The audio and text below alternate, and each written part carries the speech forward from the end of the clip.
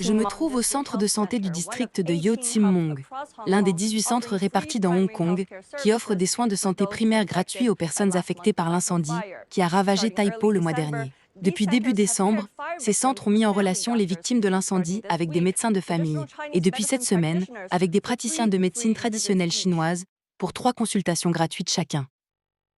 Cette initiative s'inscrit dans le prolongement de la réponse d'urgence, mise en place immédiatement après l'incendie, lorsque la Commission des soins de santé primaire a rapidement installé des postes médicaux dans les abris temporaires, offrant des consultations, des médicaments et un soutien psychologique aux personnes touchées.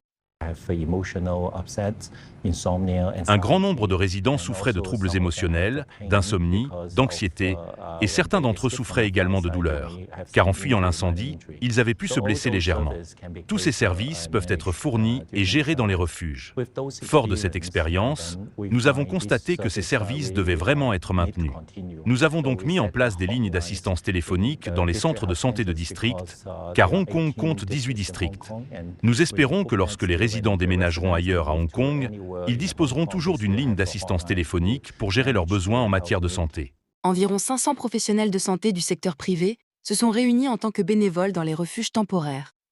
Beaucoup ont désormais rejoint le nouveau programme afin d'offrir un soutien durable. Après la fermeture des abris, nous avons demandé au secteur privé de voir qui souhaitait devenir médecin bénévole. C'est pourquoi plus de 250 médecins ont levé la main et ont dit « Oui, je souhaite les prendre en charge dans mes cliniques ». Parmi les bénévoles figure le Dr Lai, dont la clinique, située à quelques pas de Wang Fu Court, a traité quelques 150 résidents affectés au cours des 3 dernières semaines. Nous avons plus d'1 millier de patients vivant à Wang Fu Court. Le premier jour où nous avons pris connaissance de l'incident, toute notre équipe a immédiatement réfléchi à ce que nous pouvions faire pour les résidents touchés. Nous nous sommes engagés à ne pas facturer les frais de consultation et de renouvellement des médicaments pour ces patients. Mon personnel et moi-même nous sommes également rendus au centre d'hébergement situé près de ce lotissement. À ce jour, nous continuons d'aider ces résidents touchés.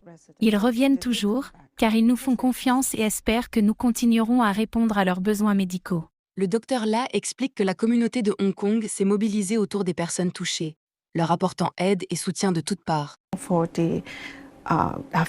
En fait, je dois remercier les résidents touchés, car lorsqu'ils sont revenus ce matin, les patients se sont souciés de mon état émotionnel.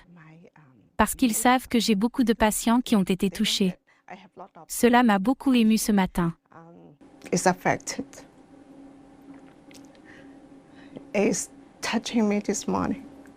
Alors que les survivants de cette tragédie entament le processus de reconstruction, le gouvernement et les partenaires communautaires travaillent main dans la main pour leur fournir non seulement un filet de sécurité solide, mais aussi la chaleur dont ils ont tant besoin pour les aider à retrouver une vie normale.